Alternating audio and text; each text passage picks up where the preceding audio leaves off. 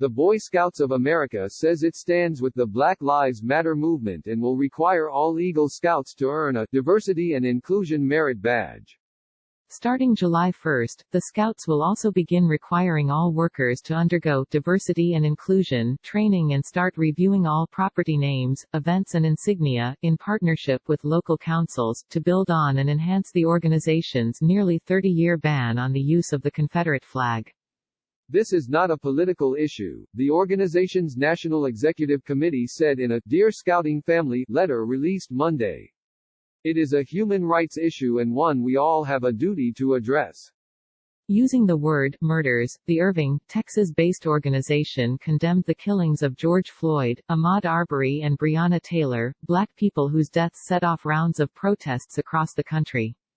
The BSA's move comes 4 months after the organization, facing mounting legal costs from defending itself against lawsuits alleging sexual abuse of boys, filed for bankruptcy protection. I think this is a big deal to the extent that all these traditional, Christian-oriented organizations are trying to get their houses in order with regard to systematic racism, said Alvin Tillery Jr., a political science professor at Northwestern University. This is an organization that is super embattled and they've had to adopt more progressive stances because nobody wants to have anything to do with them. Tillery said he applauds the BSA for taking this stance, but said the organization is reacting to current events and not shaping them. Society is passing them by, and they have to catch up, he said.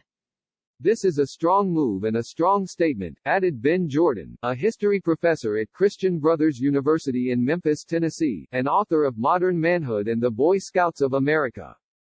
But the BSA's historic record on race is better than many other long-running youth-oriented organizations, and that surprises a lot of people, Jordan said. Founded in 1910 and long considered a bastion of traditional values, the BSA didn't integrate until 1974, and many troops continue to be separated along racial lines. But from the start, the BSA's national leadership did not endorse segregation or discrimination, and as far back as the 1920s they actively encouraged African Americans to join, Jordan said. They were taking inclusive stances when the Ku Klux Klan was riding high, Jordan said. There were even some racially mixed troops in the 1920s.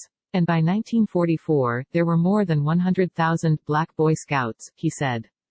The BSA reported in 2019 that it had more than 1.18 million Cub Scouts, nearly 799,000 Boy Scouts and about 800,000 adult volunteers.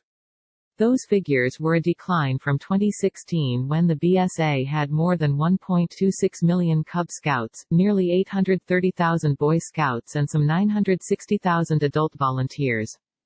The BSA angered conservatives in 2014 by lifting its ban on openly gay members and by allowing openly gay adults to be Scout leaders a year later. Then in 2017, the organization allowed transgender boys in the ranks for the first time. That same year, the BSA announced that it would allow girls to join the Cub Scouts, which had been exclusively for boys, and that it was setting up a program that would enable older girls to reach the coveted rank of Eagle Scout.